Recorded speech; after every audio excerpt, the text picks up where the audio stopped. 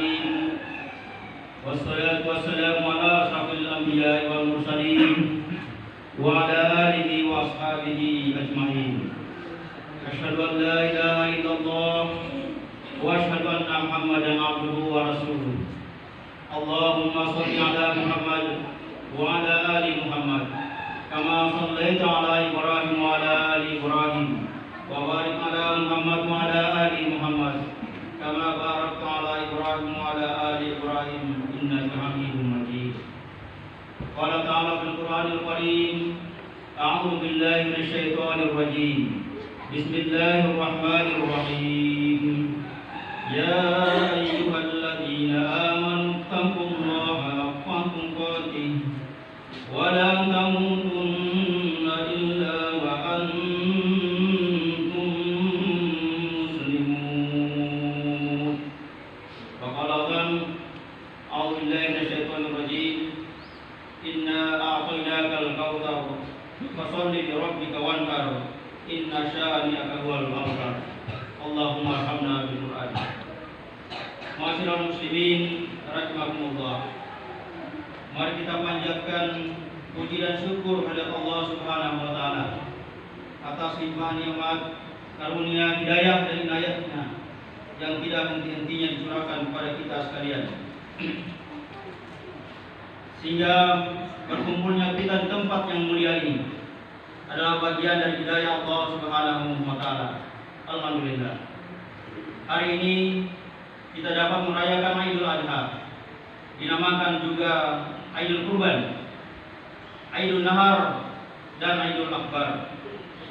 Hari raya yang menekankan semangat sosial dan berkurban. Suatu nikmat yang besar kita dapat berjumpa dengan hari raya besar dan agung ini. Salawat dan salam kita sanjung agungkan kepada Nabiullah Muhammad SAW yang terus berjuang untuk tegaknya nilai-nilai Islam di muka bumi ini hingga hari kiamat kelak. Jamaah sholat Id yang dirahmati Allah Subhanahu wa taala. Covid-19 sampai saat ini masih mewadah di Indonesia. Ini tahun yang kedua. Artinya 2 kali ibadah haji dan kurban kita merayakannya dalam kondisi virus corona yang mewabah. Akibatnya calon jemaah haji Indonesia untuk tahun kedua kalinya kembali tidak diberangkatkan ke tanah suci Makkahul Mukarramah untuk menaikkan rukun Islam yang kelima. Allahu Akbar, Allahu Akbar, Allahu Akbar, walillahil hamd. Ma'asyiral muslimin rahimakumullah.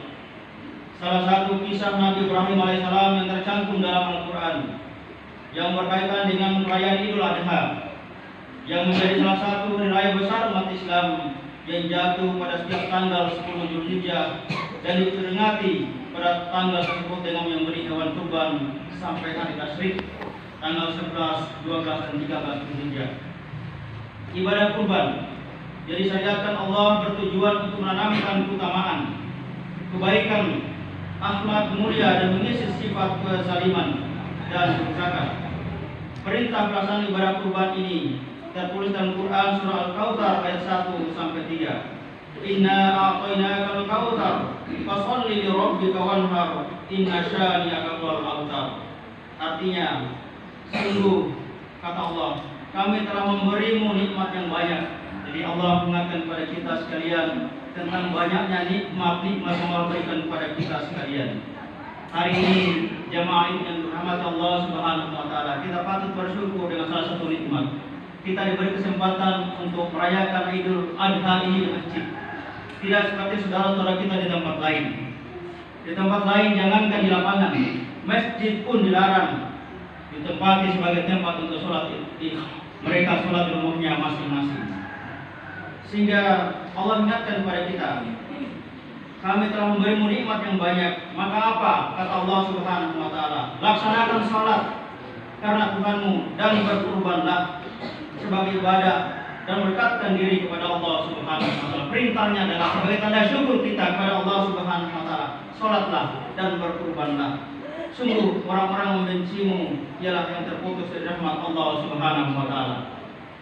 Kemudian hadis diriwayatkan oleh Imam Ahmad man kharaja min baitihi ila syura'il udhiyah kana lahu bi kulli khutwatin asru hasanatin wa muhiya anhu asru sayyi'atin wa rufi'a lahu asru darajatin wa idza takallama fi syira'iha kana kalamuhu tasbiha wa idza taqada thamanaha kana lahu bi kulli dirham sab'umiha mi'aha hasanah wa idza taraha al-ardi yuridu zabahaha istaghfara lahu kulla khalqin min mawdiha ila al-ardi sabi'ah wa idza aharaka dammaha khalaqa Allahu bi kulli fitratin min dammiha asratan minal malaikah yastaghfiruna lahu ila yaumil qiyamah. Rawahu Ahmad. Artinya, barang siapa yang keluar dari rumahnya pergi untuk membeli hewan kurban, maka akan dihitung bagi orang tersebut setiap dari langkah kakinya 10 kebaikan. Jadi tolong perhatikan baik-baik hadis ini. Barang siapa yang keluar dari rumahnya pergi untuk membeli hewan kurban, maka akan dihitung bagi orang tersebut setiap dari langkah kakinya 10 kebaikan, dan dihilangkan atasnya 10 keburukan, dan diangkat atasnya 10 derajat.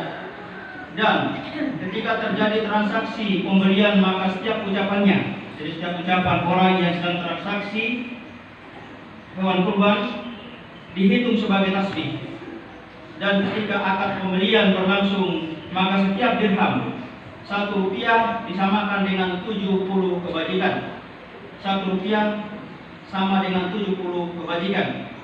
Jadi ketika hewan kurban kita berkorban dengan hewan yang 2 juta untuk 1 ekor sapi ditujui, maka 2 juta dikali 70 kali sama dengan 140 juta rupiah di hadapan Allah Subhanahu wa taala. Kita tidak sempat bersama kelompok yang mengorbankan sapi, maka kita beli kambing mungkin lebih mahal harganya karena 1 ekor kambing rata-rata lebih tinggi harganya. Kalau kita membelinya yang harga 2.500.000 dikali 70, maka sama dengan orang menyumbang dengan 175 juta di hadapan Allah Subhanahu wa taala. Dan ketika hewan tersebut dibaringkan di atas bumi untuk disembelih, maka setiap makhluk yang ada di bumi sampai lapis 7 akan memohonkan ampun atas orang tersebut. Dan ketika darah dari hewan tersebut telah dialirkan, maka Allah Subhanahu wa taala menjadikan setiap tetes dari darah tersebut 10 malaikat yang selalu memohonkan ampun sampai hari kiamat. Hadis riwayat Ahmad. Karenanya Rasulullah mengancam kepada orang-orang yang mampu berkurban kemudian tidak ikut berkurban dengan melarangnya mendekati tempat sholat Rasulullah Shallallahu Alaihi Wasallam. Ma'asyiral muslimin rahimakumullah. Momen peringatan Idul Adha tidak dapat dipisahkan dari ritual dan pengorbanan yang dijalankan oleh Nabi Ibrahim alaihissalam beserta keluarganya. Oleh karena itu, mari kita gunakan kesempatan baik ini untuk mentadaburinya, melakukan refleksi atasnya dan melalainya sebagaimana disebutkan dalam surah An-Nahl ayat 120. A'udzu billahi minasyaitonir rajim. Inna Ibrahim kana ummatan qanitan lillahi hanifa wa lam yakun minal musyrikin. Sungguh kata Allah Subhanahu wa taala, Ibrahim adalah seorang imam yang dapat dijadikan teladan, patuh kepada Allah dan hanif, dan dia bukanlah termasuk orang musyrik, orang yang mempersekutukan Allah Subhanahu wa taala. Allah menegaskan bahwa dalam diri Ibrahim terdapat teladan. Sebab hanya Nabi Ibrahim yang selalu kita sebut dalam sholat, selain Nabi Muhammad SAW. Doa yang kita baca untuk Nabi Muhammad ketika tasyahud selalu disetarakan dengan doa kepada Nabi Ibrahim AS. Dalam Islam, keteladanan dikenal yang istilah uswatun hasanah, yaitu sebuah konsep moralitas seorang pemimpin dalam pola interaksi dengan rakyatnya, dalam posisinya sebagai pemimpin umat yang menjunjung tinggi moralitas. Al-Quran menjelaskan dalam Al-Quran dalam surah Al-Baqarah ayat 124. Wa idh qala Ibrahim rabbuhu bi kalimatin fatammahun qala inni ja'iluka lin-nasi imama qala wa min dzurriyyati qala la yanalu ahdi dzalimin. Artinya, dan ingatlah ketika Ibrahim diuji Tuhannya untuk beberapa kalimat, lalu dia melaksanakannya dengan sempurna. Lalu Allah berfirman, sesungguhnya aku menjadikan engkau sebagai pemimpin bagi seluruh manusia. Kemudian Ibrahim berkata, dan juga dari anak cucuku. Ibrahim bertanya kepada Allah Subhanahu wa taala, apakah juga anak cucuku jadikan sebagai pemimpin untuk seluruh manusia? Allah berfirman, benar. Tetapi kata Allah, janjiku tidak berlaku bagi orang-orang yang zalim. Jadi kepemimpinan ini insyaallah hanya akan diserahkan oleh Allah Subhanahu wa taala pada orang-orang yang adil, orang-orang yang mencintai rakyatnya. Ketika dia zalim, kita tunggu saja insyaallah akan memberhentikan mereka dari kepemimpinannya. Dua ayat tersebut di atas menggambarkan kepada Nabi Ibrahim diserahi amanah sebagai pemimpin dan kepemimpinannya ditaati dan dikehendaki ditunduk oleh rakyatnya. Jawabannya, kenapa sampai dia menjadi pemimpin dan ditunduk oleh rakyatnya? Jawabannya adalah karena kepribadian, ucapan, janji-janjinya bersesuaian dengan tingkah lakunya. Diikuti bukan karena ketakutan, bukan karena kekuatan pengikut, bukan pula karena sokongan dan dukungan aparat keamanan, alat negara, bukan karena tentaranya banyak, kuat, tetapi kekuatan moral lah yang menumbuhkan kewibawaan, kehormatan, dan integritas. Dengan kata lain, dia dicintai umat karena ia mencintai umatnya. Allahu Akbar, Allahu Akbar, Allahu Akbar, walillahil hamd. Potret kepemimpinan Nabi Ibrahim alaihissalam dapat dijabarkan dalam beberapa hal berikut ini. Yang pertama, Nabi Ibrahim merupakan sosok manusia yang memiliki pikiran terbuka dan kritis. Walaupun beliau dilahirkan dalam keluarga penyembah berhala, namun beliau tidak serta-merta mengikuti agama yang dianut oleh orang tuanya dan masyarakatnya. Dengan akal pikirannya, Nabi Ibrahim berusaha mencari Tuhan yang sebenarnya. Jadi Nabi Ibrahim ini dilahirkan dalam keluarga penyembah berhala, bapaknya pembuat patung, masyarakat sekitarnya seluruhnya penyembah berhala, tapi Ibrahim tidak menyembah berhala sebagaimana yang disembah oleh orang-orang di sekitar dan pada zamannya. Yang kedua, Nabi Ibrahim jadi pribadi yang memiliki keteguhan yang sangat kuat, berani mengajarkan tauhid di tengah masyarakat penyembah berhala. Dalam surah Al-Anbiya ayat 58 Allah Subhanahu wa taala mengabarkan kepada kita yang artinya, maka Ibrahim menghancurkan berhala-berhala itu berkeping-keping kecuali yang paling besar agar mereka kembali bertanya kepadanya. Ahli tafsir menyebutkan Nabi Ibrahim ini menghancurkan 72 berhala dan menyisakan satu berhala yang paling besar. Di leher patung tersebut digantungi tapak yang digunakan untuk menghancurkan berhala lainnya. Lalu Ibrahim disidang oleh Raja Namrud. Ditanya dia, siapa menghancurkan Tuhan-Tuhan kami? Ibrahim menjawab, tanyakan saja kepada patung yang paling besar. Di sana ada tergantung tapak di lehernya.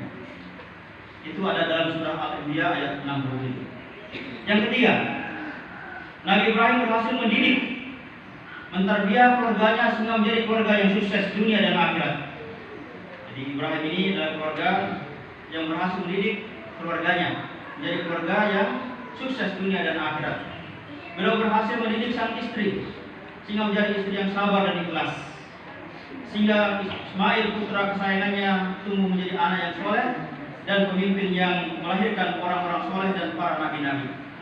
Lihatlah di sejarahnya, ketika Nabi Ibrahim mengajak istrinya Siti Hajar dan putra Ismail ke sebuah padang pasir yang tandus, gersang, lembah tak berpenghuni, tanpa ada tanda-tanda kehidupan.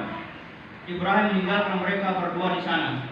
Jadi ketika Ismail AS masih bayi ditunggu lama ini, kemudian dibawa ke sebuah padang pasir yang sangat luas, yang tidak ada tanda-tanda kehidupan di sana.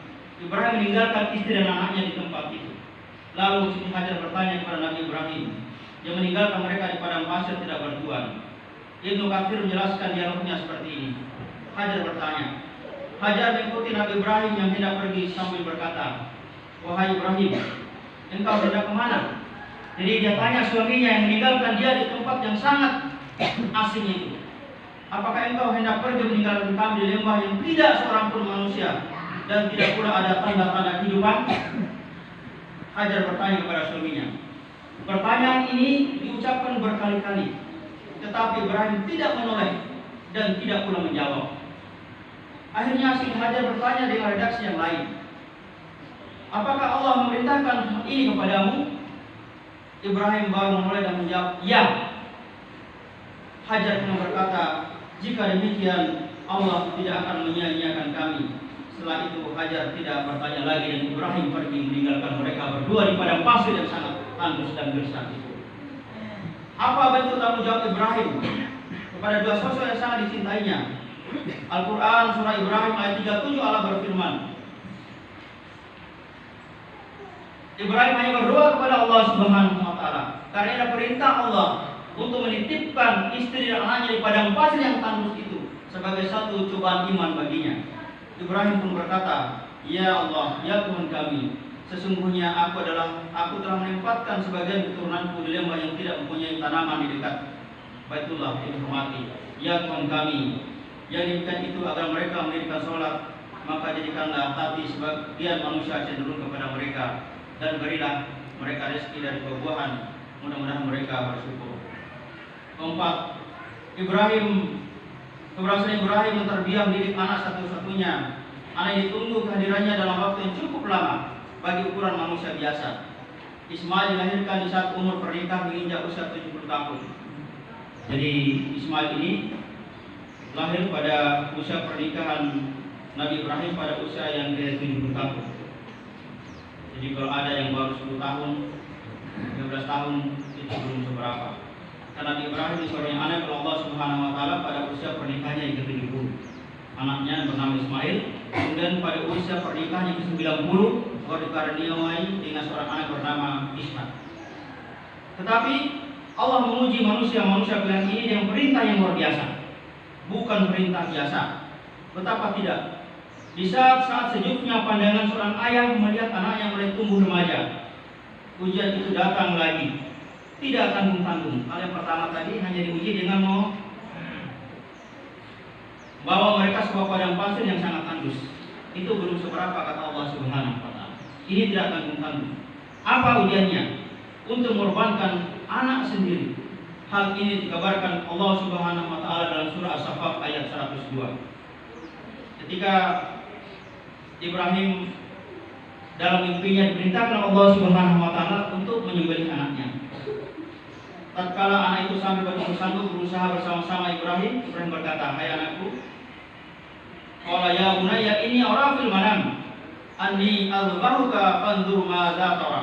Hai anakku, kata Ibrahim, sesungguhnya aku melihat dalam mimpi bahwa aku diperintahkan untuk menyembelihmu. Bagaimana pendapatmu? Kemudian ayah berkata, qala ya abati af'al ma tu'mar satajiduni insyaallah minas sabirin. Apa jawaban anaknya? Hai bapakku, kerjakanlah apa yang diperintahkan kepadamu. Insya Allah kamu akan mendapatiku termasuk orang-orang yang sabar. Jadi ini hanya bisa keluar dari mulut seorang anak yang sudah dididik, sudah terbiah dengan didikan dan terbiah ilahiyah. Coba bayangkan ketika pertanyaan itu ditujukan kepada anak-anak kita, generasi kita, remaja kita hari ini, mungkin mereka akan menjawab dengan jawaban yang lain. Demikianlah keluarga yang agung ini meraih agungan dan ketinggian derajatnya dengan tauhid, pengalaman akidah dan ketaatan dan henti atas setiap kita ilahi.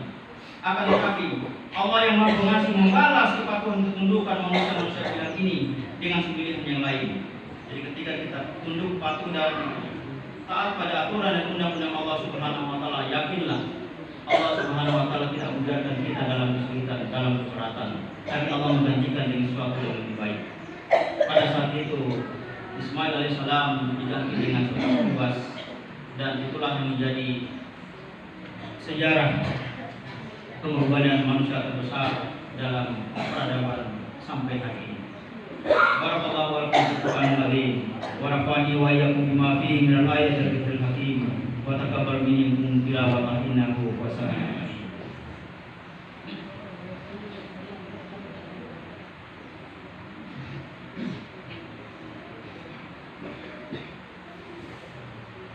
Allahu akbar, Allahu